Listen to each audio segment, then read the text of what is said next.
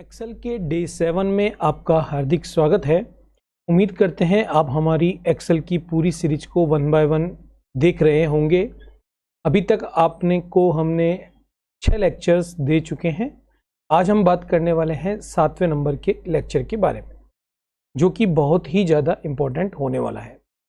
इसके अंदर हम फंक्शन एंड फॉर्मूला के बैकग्राउंड को समझेंगे और उसके साथ साथ हम फंक्शन फॉर्मूला कैसे इम्प्लीमेंट करते हैं शीट पर, उसके फंडामेंटल को समझेंगे, उसके स्ट्रक्चर को समझेंगे, सेल के मोड को समझेंगे। ये बहुत ही इंपॉर्टेंट लेक्चर होने वाला है।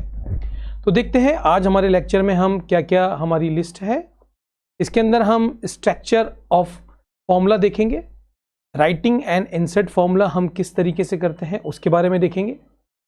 एक्सेल के अंदर जो कैलकुलेशन का ऑर्डर होता है, जिस तरीके से आपके अंदर मैथ्स जो होती है उसका एक बोर्ड मास सिस्टम होता है, इसी तरीके का एक सिस्टम एंड पैटर्न एक्सेल की बाय डिफॉल्ट कैलकुलेशन में देखा गया है। Cell reference and fix row and column हम कैसे करेंगे, या फिर relative absolute and mix reference क्या होता है, सेल मोड किस फॉर्मेट में रहता है। उसके बाद हम इसी पार्ट 2 में हम बात करेंगे कि एरर टाइप कितनी होती है, एडजेसेंट एरर अगर आ जाता है तो उसको किस तरीके से हम क्लियर करते हैं, और बात करेंगे कुछ बेसिक फॉर्मूले के बारे में। तो सबसे पहले हम बात करते हैं कि एक्सेल के अंदर फॉर्मूले का स्ट्रक्चर क्या होता है। तो यहां पे हमने आपको स्ट्रक्चर ऑफ फॉर्मूला समझाने की कोशिश करी है। एग्जांपल के तौर पर मान लेते हैं ये एक साधारण सा हमने सम फंक्शंस को लिया है। तो यहाँ पे हम 1 बाय बता रहे हैं, जब भी आप एक्सेल में फॉर्मूला स्टार्ट करते हैं तो आपको इस तरीके का इक्वल का साइन लगाना होता है। इस इक्वल के साइन को जब भी हम लगाएंगे, इसका मतलब है कि हम एक्सेल के अंदर किसी पर्टिकुलर सेल के अंदर हमारा इक्वल का साइन लगाने के कारण हमारा फंक्शन जो है वो एक्टिव हो जाएगा। उसके बाद दूसरा जो आप यहाँ पे देख पा रहे हैं सम, इसको हम बोलते हैं, ये होता है एक्सेल में फंक्शन नेम, क्योंकि एक्सेल की लाइब्रेरी के अंदर बहुत सारे फंक्शंस आपको देखने को मिलेंगे। तो जो भी आपका टास्क है, जो भी आप टास्क परफॉर्म करना चाहते हैं, उसके अकॉर्डिंग आप यहाँ पे फंक्शंस को कॉल करेंगे। उसके बाद यहाँ पे आप कॉमा देख पा रहे हैं, इसको बोलते हैं रेफरेंसेस। अब ये जो रेफरेंसेस होती है ये 2 तरीके से हो सकती है, या तो ये हो सकती है कॉमा में या फिर कॉलन में। अगर कॉमा में आ रहा है तो आप यहाँ पे समझ सकते हैं कि इसका मतलब ये है कि एक वैल्यू कॉमा दूसरी वैल्यू, और अगर आप कॉलन लगाते हैं तो वहां पे पूरी की पूरी कॉन्टिन्यूस वैल्यू काउंट की जाती है।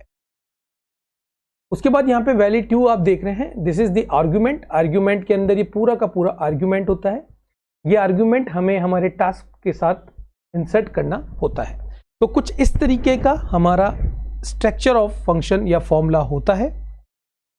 अब यहाँ पे कुछ बातें समझना बहुत जरूरी होता है कि ऑपरेटर जो होते हैं वो कौन कौन से होते हैं जो कि हम फॉर्मूले में लगाते हैं। जैसे आप यहाँ पे देख पा रहे हैं, ये एडिशन का सिंबल हमारा प्लस का होता है, सब्सट्रैक्शंस आप देख पा रहे हैं, मल्टीप्लिकेशंस के लिए ये, डिवीजन के लिए हम ये लगा सकते हैं, और पावर के लिए, एक्सपोनेंशियल के लिए हम ये सिंबल्स कीबोर्ड के साथ लगा सकते हैं। तो यहाँ पे हमें ऑपरेटर के बारे में भी नॉलेज होना बहुत जरूरी है, क्योंकि जब भी हम फॉर्मूला इंप्लीमेंट करते हैं तो हम फॉर्मूले के अंदर इनको, जितने भी ऑपरेटर हैं उनका उपयोग हम करते हैं। आगे बात करते हैं कि जब भी एक्सेल के अंदर हमें कैलकुलेशन करनी होती है तो वहां पे कौन सा फॉर्म या कौन सा ऑर्डर फॉलो किया जाता है।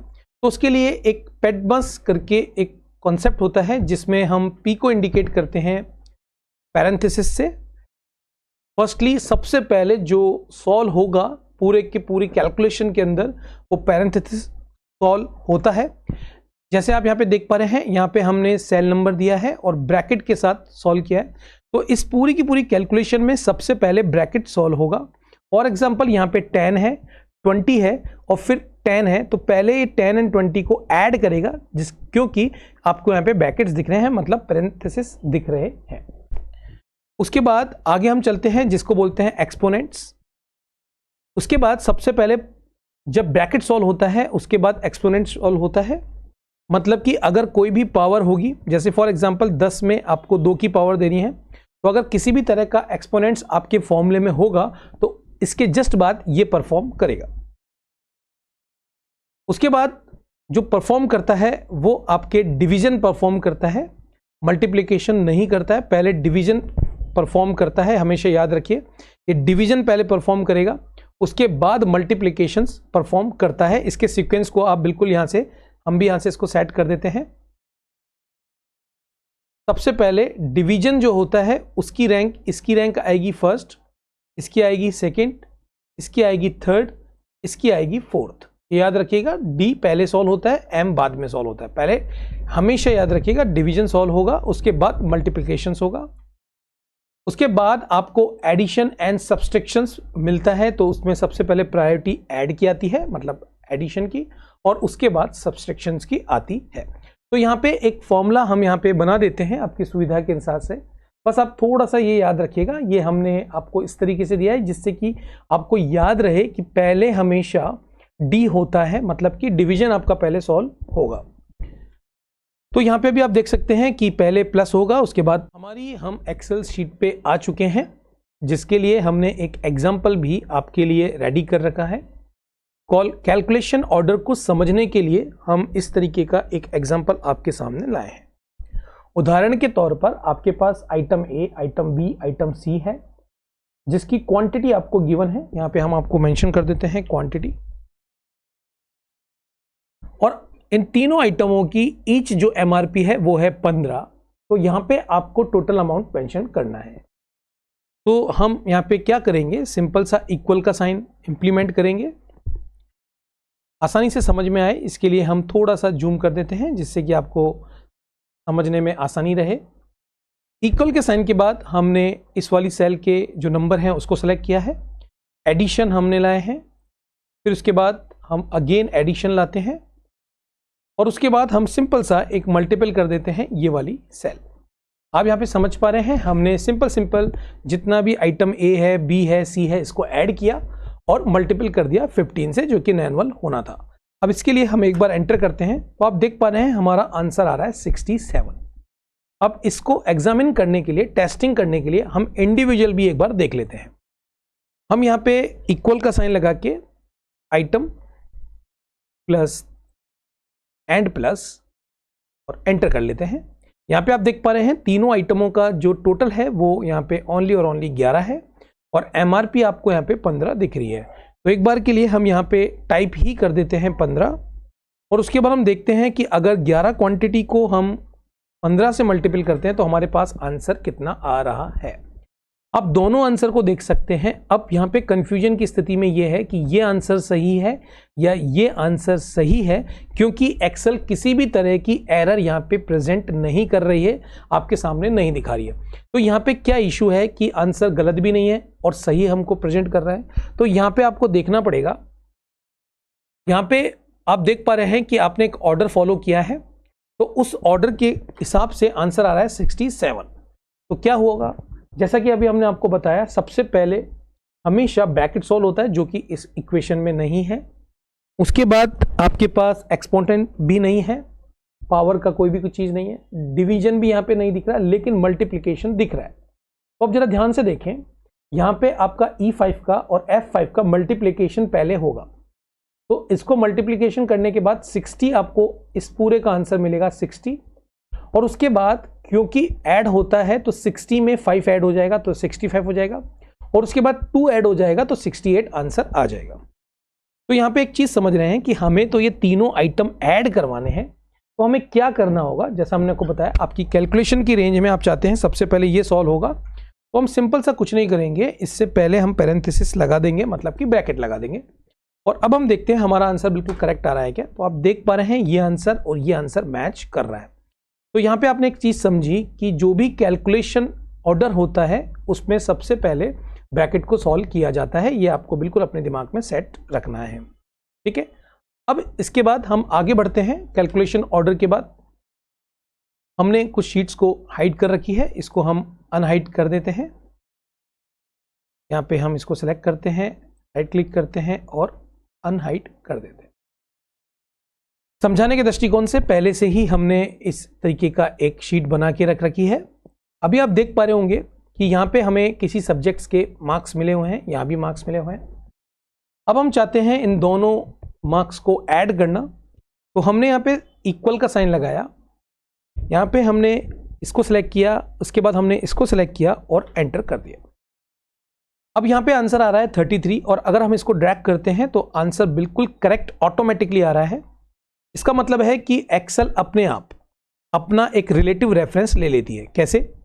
जैसे आपने एक बार ये फॉर्मूला बनाया जिसमें B15 एंड C15 आ गया, लेकिन 60 पे अगर आप देखेंगे तो ऑटोमेटिकली जो सेल है वो शिफ्ट हो गई है। इसी तरीके से इसको आप देखेंगे तो ये ऑटोमेटिकली सेल जो है वो शिफ्ट हो चुकी है। इसका मतलब क्या हो रहा है कि Excel by default relative reference बना लेता है। ये बात आपको बिल्कुल समझ में आ गई होगी कि इस तरीके से ये रेफरेंस बना लेता है। लेकिन वहीं अगर हम एक और एग्जांपल आपको समझाने की कोशिश करें कि यहाँ पे हमने कुछ मार्क्स दिए हैं, यहाँ पे हम जो भी मार्क्स दे रहे हैं उसका मैक्सिमम मार्क्स मेंटेन कर देते हैं।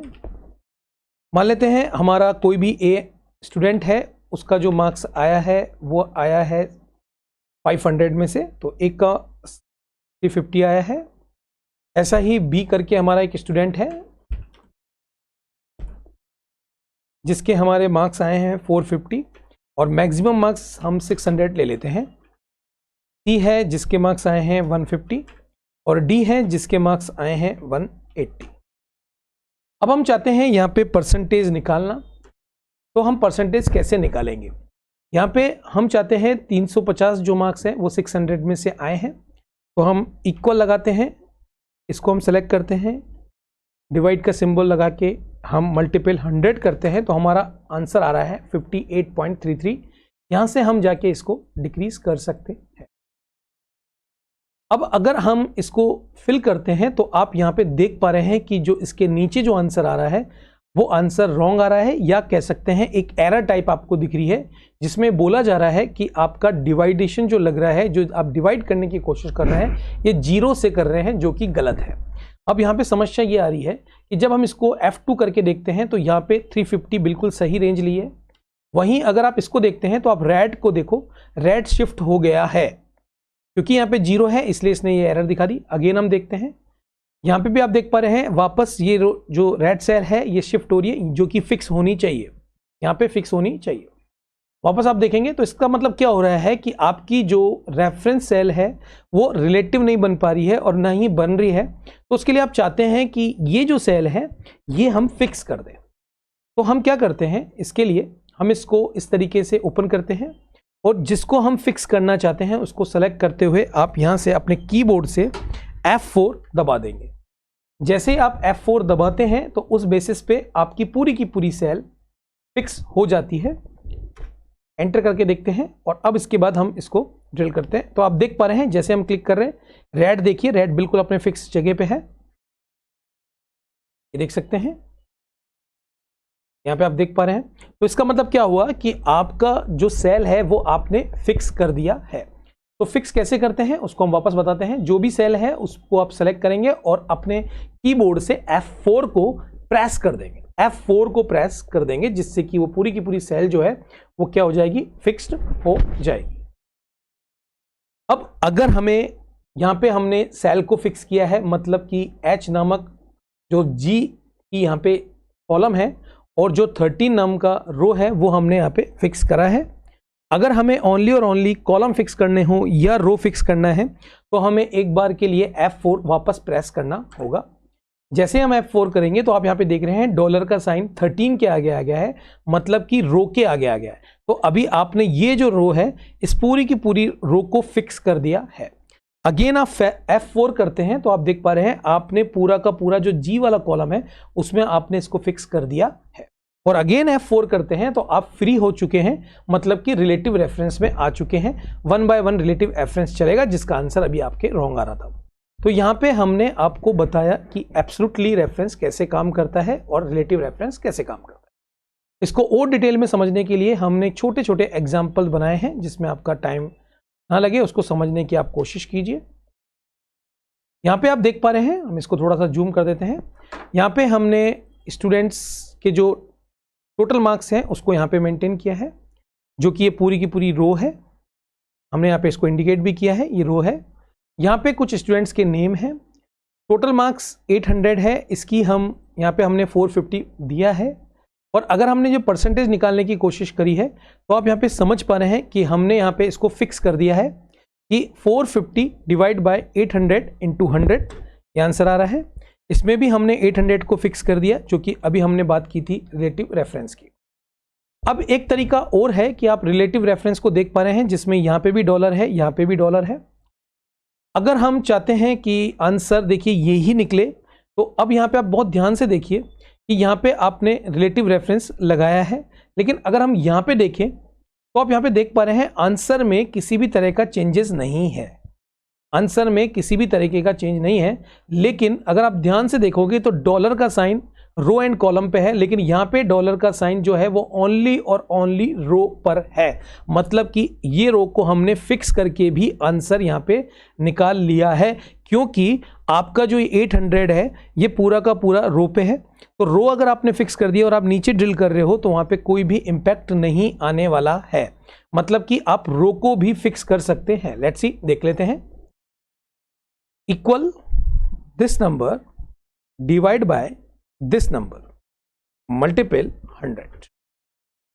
अब एक बार के लिए हम इसको ड्रैग करते हैं तो आप देख पा रहे हैं हमारे रिजल्ट्स कितने चेंजेस आ चुके हैं।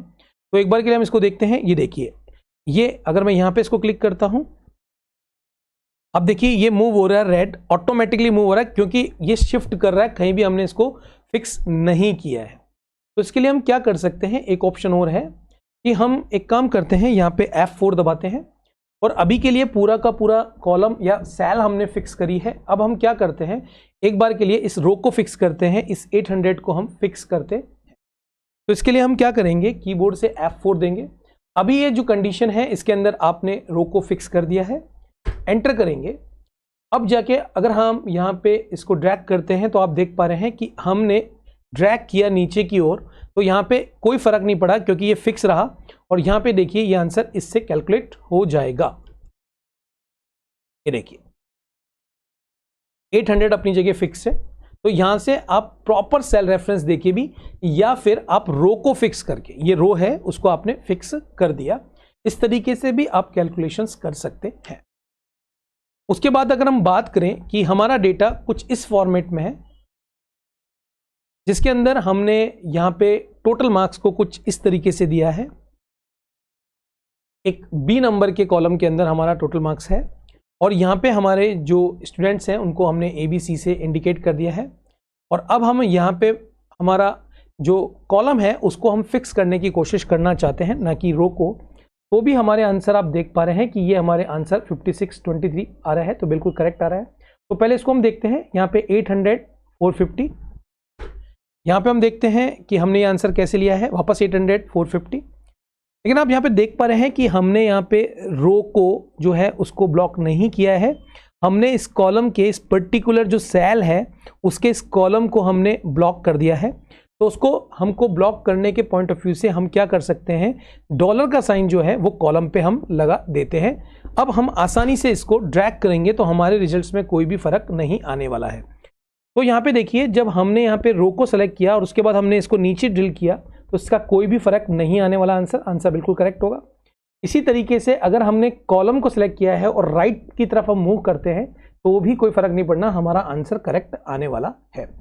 तो यहाँ पे हमने आपको तीनों रेफरेंस, जिसमें कि हमने relative reference, absolutely relative reference और एब्सोल्युटली रिलेटिव में हमको अगर केवल रो को सिलेक्ट करना हो या कॉलम को सिलेक्ट करना है, उसके बारे में आपसे यहाँ पे डिस्कशन कर लिया है। तो यहाँ पे आशा करते हैं कि आपको इस तरीके के जो रेफरेंस है वो अच्छी तरीके से आपको समझ में आ गया होगा। तो आज के इस सेशंस के अंदर हमने जो बात किया, जो एक इसका पार्ट ए है, उसमें हमने आपसे रेफरेंस, एब्सोल्युटली रेफरेंस की हमने आपसे बात करी है। और आपको एक प्रोजेक्ट और देखते हुए जा रहे हैं। आप इस प्रोजेक्ट को निकालिए कि मान लेते हैं यहाँ पे आपने 1 लिखा, यहाँ पे आपने 2 और यहाँ पे आपने 3। इस तरीके से अगर आपने यहाँ पे काउंटिंग लिखी है, मान लेते हैं 10 तक की, और हम यहाँ पे चाह रहे हैं कि यहाँ पे ये 2 का टेबल, 3 का टेबल, 4 का टेबल और 5 का टेबल आ जाए ऑटोमेटिकली। मतलब कि इस तरीके से कि इसको मैं मल्टीपल करूँ 2 से तो यहाँ पे ये आ जाए, इसको हम मल्टीपल करें इससे तो ये आ जाए, इस तरीके से अगर हम इसको ड्रैग करते हैं तो हमारे रिजल्ट्स में क्या फ़र्क होने वाला है जरा देखिए। अभी आप देख पा रहे हैं कि आपका आंसर जो है वो बिल्कुल गलत आ रहे हैं। तो कहीं ना कहीं आप एक चीज़ आपको इम्प्लीमेंट करनी पड़ेगी जिसे बोलते हैं मिक्स रेफरेंस। मतलब कि हम 1 को 2 से मल्टीपल करना चाह रहे हैं, 1 को हम 3 से मल्टीपल करना चाह रहे हैं, 1 को हम 4 से मल्टीपल करना चाह रहे हैं और 1 को हम 5 से मल्टीपल करना। इसी तरीके से हम 2 को 2 से, 2 को 3 से, इस तरीके से हम इसको मल्टीपल करना चाह रहे हैं। तो इसके लिए हम आपको एक प्रोजेक्ट देते हैं, आप इस प्रोजेक्ट को कंप्लीट कीजिए कि किस तरीके से अगर इसको ड्रैग करके खींचेंगे तो पूरे के पूरे जितने भी टेबल है वो ऑटोमेटिकली फिल हो जाएगी। हम सिर्फ एक बात बता रहे हैं कि इसके अंदर कॉलम एंड रो को फिक्स करके ही आप इसको निकाल सकते हैं। मतलब कि आपको मिक्स जो रेफरेंस है उसका उपयोग करना पड़ेगा। दिस इज योर होमवर्क आप कह सकते हैं, और अच्छी तरीके से समझ जाएंगे तो आपको रो एंड कॉलम को फिक्स करना आ जाएगा। दोस्तों आज के लिए इतना ही, जो कि आपके लिए बहुत ही महत्वपूर्ण वीडियो है। इसको जरूर जरूर जरूर जरूर देखिए, और अगर आपको हमारी सीरीज अच्छी लग रही है तो प्लीज़ शेयर जरूर करें। Thank you, bye bye.